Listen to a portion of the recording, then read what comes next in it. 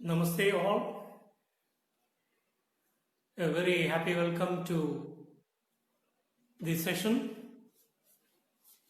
I am Dr. S. Ramakrishna Sharma from Mangalore. We have today a very fascinating topic, that is research 2 of the Vedic Rishis, its relevance today. Well, research in the modern sense is a scientific activity, and it is science specific. There is a definite procedure. Those who pursue research are known as scientists.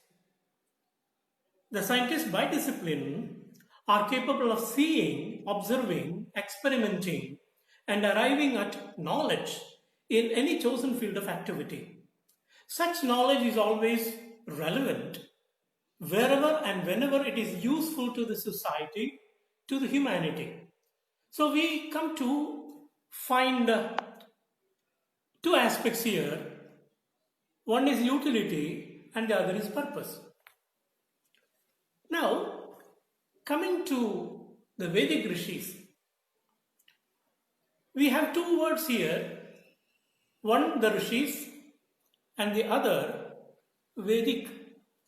So we have the word Vedas. Now, what are the Vedas? Well, there are many misconceptions about the Vedas.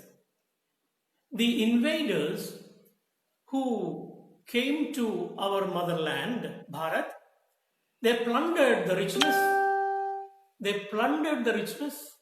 and also destroyed many of the structures, our cultural monuments, and in spite of all that, our culture survived. It has stood the test of time. And remember, if there is a word Veda in the cultural heritage of our nation, it is simply because of the Vedic Rishis. The Rishis are responsible for the Vedas, which we have even today. The Vedas, to be defined properly, the Vedas are not books. It was Max Muller's conspiracy to make the Vedas as the sacred books of the East, and he published 40 volumes of his translations. But remember, once the Veda mantras are translated, it is destroyed. It cannot be translated because Vedas are not in a language which is a language of communication. The Vedic Rishis brought to us the Vedas. How? Did they write them? Never. It is said that Rishi, the word means those who are capable of seeing. Rishanti, Jananti, iti Rishaya. Those who are capable of seeing. What do they see? Here, we have to approach the Vedas the way in which the Vedas want us to approach. Not the outsider's approach of the library, dictionary, interpretation. No, it should be the approach of the Vedas themselves. Here comes the relevance of the Rishis, because the Rishis are the ones who saw the Vedic mantras. So Vedas are not books. They are defined as a series of unending sounds. Vedo nama ananta shabdarashihi. So a series of sounds. And these sounds happen to be in a language which is not mere Sanskrit, the Sanskrit of literature, but it is a language of experience and expression. The Rishis experienced something and they gave expression to that experience, and these are the Veda mantras. And in the Vedas, we find the expression Ananta Vai Veda. Vedas are Ananta, meaning unending.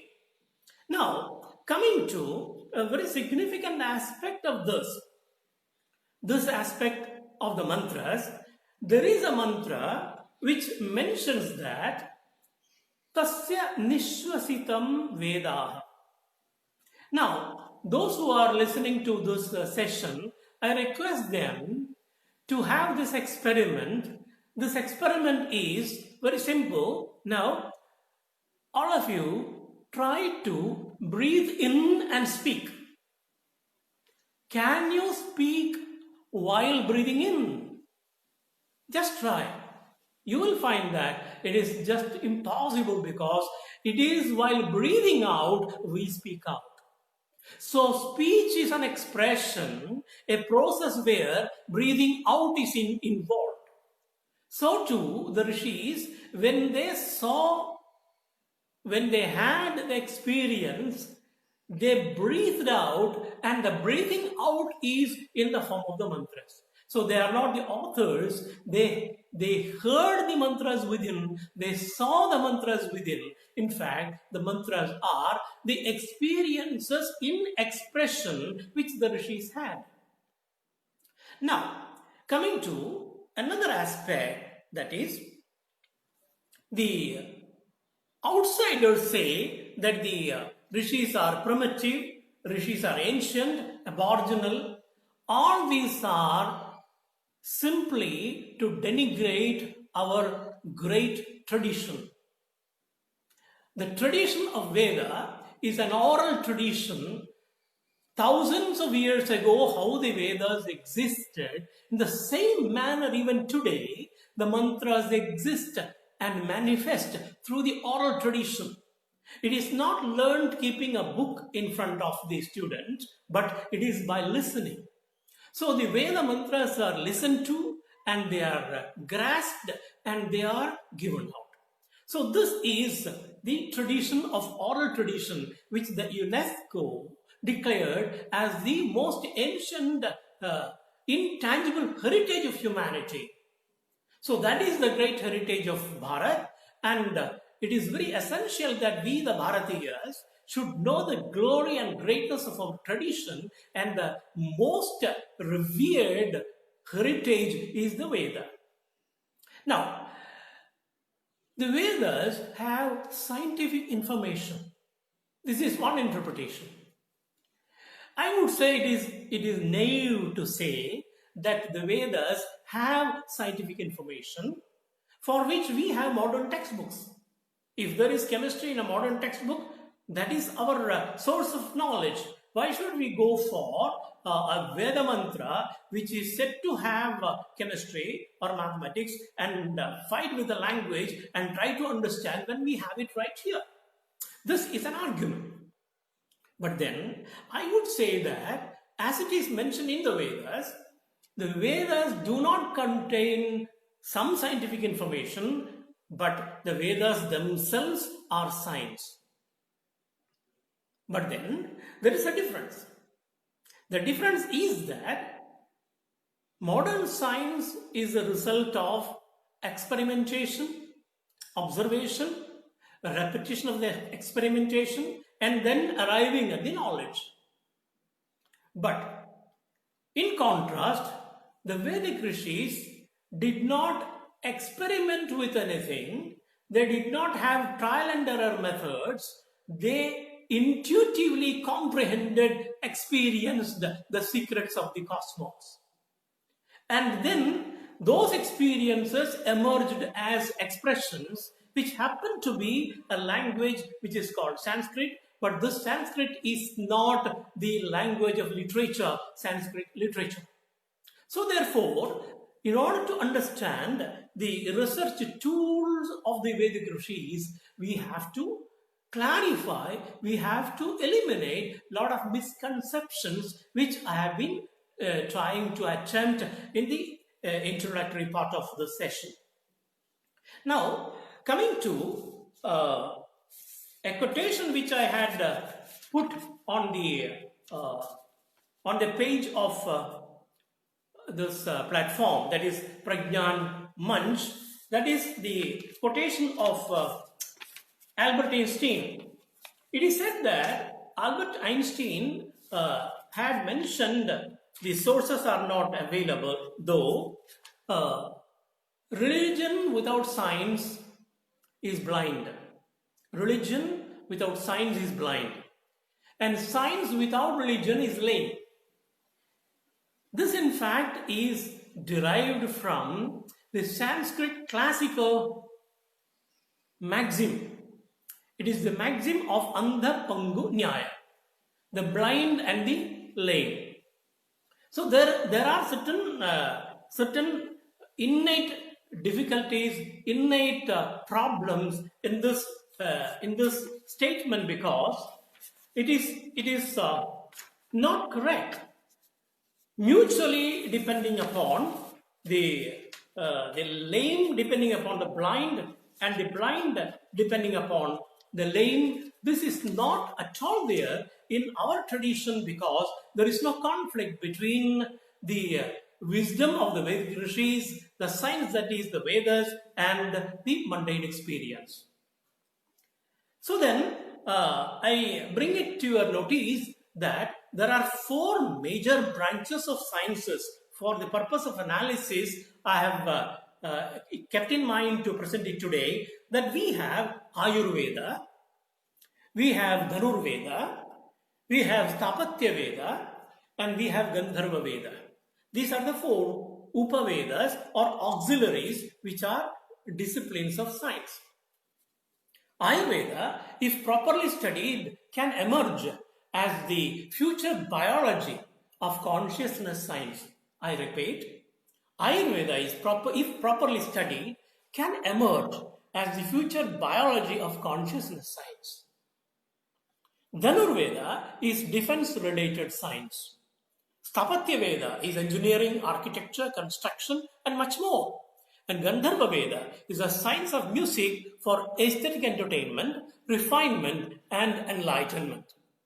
So this kind of perception, which is holistic, which is unifying, is not there anywhere else. You take any modern branch of science, it is not as comprehensive, as unique, as complete, and as holistic as these branches are.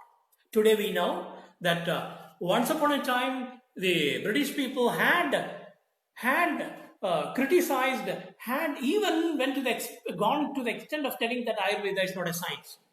But today they have accepted that Ayurveda is a valid science. It is not alternative medicine. It is as an independent branch of science which has got not conceptualized medicines, but medicines which are born out of experience.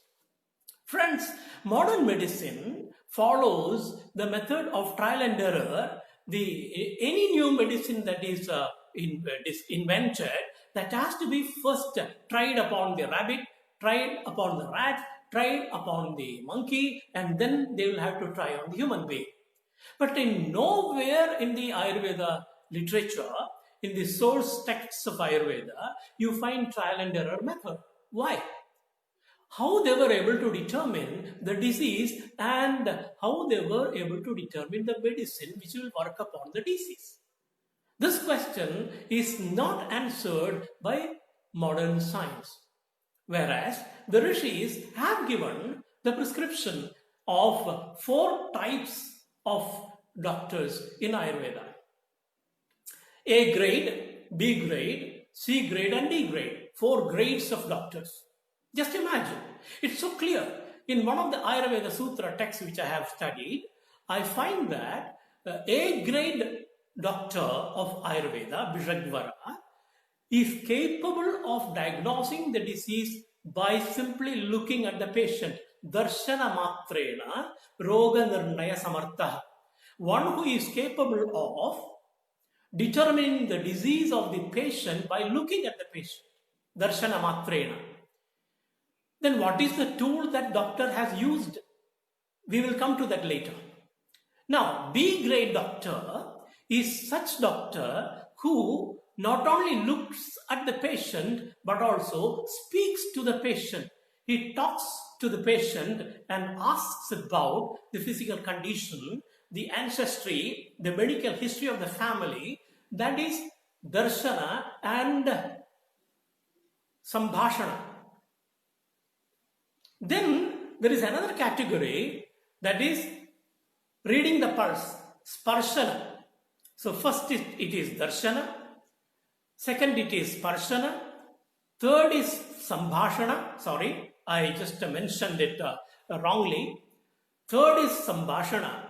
And if a doctor is not able to diagnose the disease of the patient by darshana, by sparshana of the pulse, by sambhashana, then comes mala, mutra, rakta, pariksha, adi. So according to this standard, the modern super speciality doctors are who depend upon the scanning, MRI and EEG and ECG and all gadgets. They are D-grade doctors. They cannot, by simply watching, observing the doctor, patient, they cannot diagnose the disease. So if this is possible, this is not only in the books.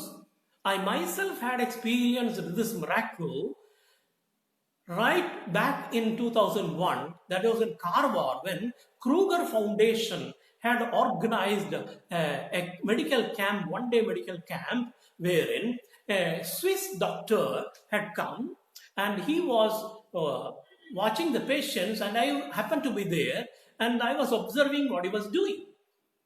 There were long queue right from the morning 8:15, evening 5:15, continuously, with a little break for a lunch in the afternoon.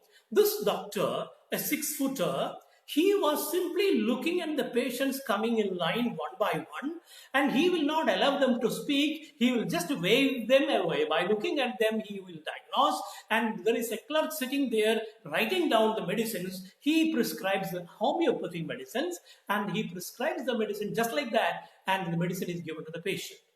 And it was a record, to my knowledge, that 2,287 patients were diagnosed by this doctor, not talking to them, just by looking at them. A day camp. If this can happen, remember friends, the Rishis of yore, they are more modern than the most modern scientists of the day. I am very confident to say that because we have so much of evidence in the source books, which are the Vedas. Unfortunately, these mantras are to be decoded, and it takes a discipline which involves the yogic and tantric practices. When I say yogic practices, it is not the posture practice. It is not the breathing practice. There are higher levels of practices involved in the Yoga Shastra, and pursuing that discipline, it is possible to develop the inner tools of observation. The Vedic Rishis had their inner tool. This is what I wanted to communicate today, that they never used external gadgets. They were never depending upon external gadgets, but they were depending upon the tool which Mother Nature has provided with them. Even we are provided with these tools, and these tools are within ourselves. Now, before proceeding further, I would like to give you a glimpse of the Vedic cosmology which we have in the yoga textbooks. I hope you will be able to make out this chart, which I can show it to you. This chart tells you, I will put it on the wall there after the session. This chart tells you that from the unmanifest, the manifest cosmos emerged. This is in brief the Vedic cosmology. The cosmos which is today manifest, it was in the form of unmanifest existence, and it manifests. It came into manifestation.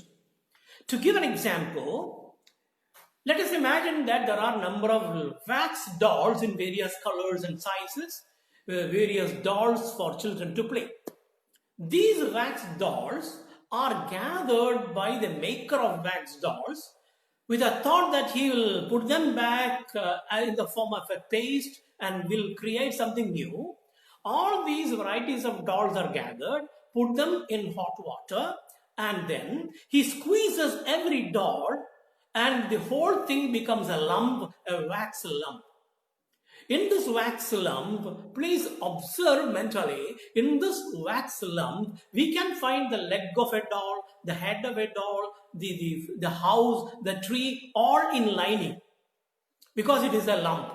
When this is smashed and daubed perfectly to make a perfect wax ball, to create something new, from that wax ball, how does this doll maker, how does he bring out each doll anew? Because the design is in his mind, he brings out that design onto the wax, and using his hands, he creates new dolls. So we can say that from the unmanifest, formless, existent wax ball, these manifest forms emerged. This is an analogy given in the Yoga Shastra to make us understand that from the unmanifest, the manifest cosmos came into existence. Now, the Rishis observed from within their own life tools of perception, feeling, and thoughts. They found that their sense organs, eyes, ears, nose, tongue, and the skin, the pancha indriyas of perception, these can function only when there is a functioning mind awake behind it. Now I am talking to you. If you are physically present and if your mind is present physically, you will listen. If you are physically present but mentally absent, then you will not listen. That means hearing is possible when the mind is backing the ears. Seeing is possible when the mind is backing the eyes. Smelling is possible when the mind is backing the nose. Touching is possible when the mind is backing the skin, the touch. Tasting is possible when the mind is backing the tongue. So which is the real tool? Friends, we know that during daytime the sun is the light for the universe. That part of the globe, sun, is the light. But the Rishi asked the question, the sun is light, how do you know? Because you see. When you see with your eyes, don't you understand that the eyes are illuminating the sun, which is the light? So the eyes are the illuminator of the sun. So eyes are greater light than the sun. Now the question is, how do you see? The mind is behind the eyes, therefore mind is a greater light which is illuminating the eyes so that the eyes can see the sun outside. So the mind is a greater light. Not enough. This is sun. It is not moon. This determination, this definiteness comes because of the intellect, the buddhi. So the buddhi is greater light. So we have got sun the light, then the eyes the light, then the mind the light, and the intellect the light. Well, the intellect is determining. And who is operating the intellect? It is I, the thinker, I, the perceiver, I, the feeler. So, friends, each one of us, the living conscious entity, is a perceiver of objects outside through the sense organs, is a feeler of feelings inside the mind, is a thinker of thoughts in the intellect. So each one of us, every one of us is a perceiver, feeler, thinker, entity, the living conscious being. So this is a human being. Well, I am going to give you a sentence. Please listen to it carefully. Man is free to think. Wow, what is great in it? Man is free to think. Put a comma. The sentence is not complete. How can you make the sentence complete? Can you try? Man is free to think, comma. You have to add one more clause to the statement. Man is free to think. I will put it. Man is free to think, comma, but he is not free not to think. Think about it. Man is free to think, but he is not free not to think. This thinking animal, the human being, is given the very special tool to live the life to its perfection. And more about this tool, which the Rishis used.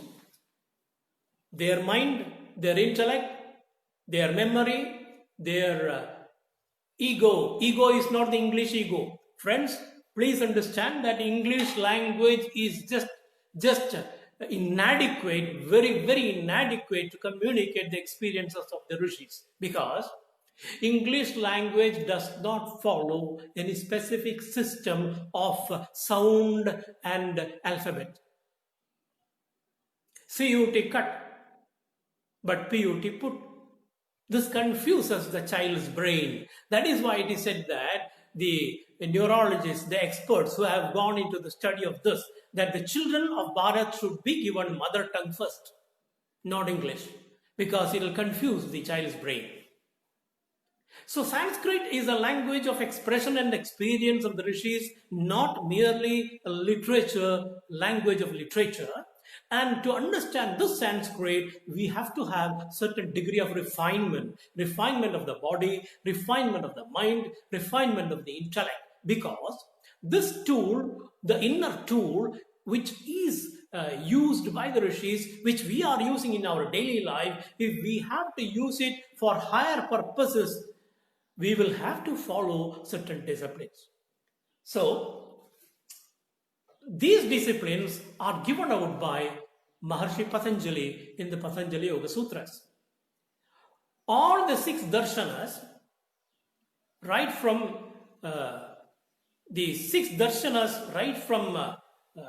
Jaimani Maharshi and Vedavyasa and Kanada, Gautama and Kapila, these 6 Rishis have given 6 darshanas.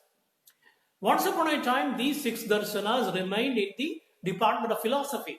But today, we have the shift of Yoga Sutras, Patanjali's Yoga Sutras. It is shifted from the rack of philosophy to the department of science because it is yogic science. So, Yoga Shastra, Yoga Darshana has been recognized as a science, and it has reached the department of science as a yogic science. So, when we analyze the sutras of Patanjali Maharshi, he prescribes a number of disciplines which are required to empower our inner tools of life so that we will have enhanced abilities. Our capabilities will have a different level of perfection with which we will be able to appreciate the secrets of nature, which will help us to live a life of fulfillment. And this life of fulfillment is called living in liberation by the Rishis, which is called Jivan Mukti, living in liberation. It is not running away from the society. It is living for the society, living with the society. And for this, we will have to have the discipline. And regarding this discipline, about Ayurveda, about Dhanurveda, about Sthapatya Veda and Gandharva Veda, we will have further discussions in the coming sessions, which will be duly announced.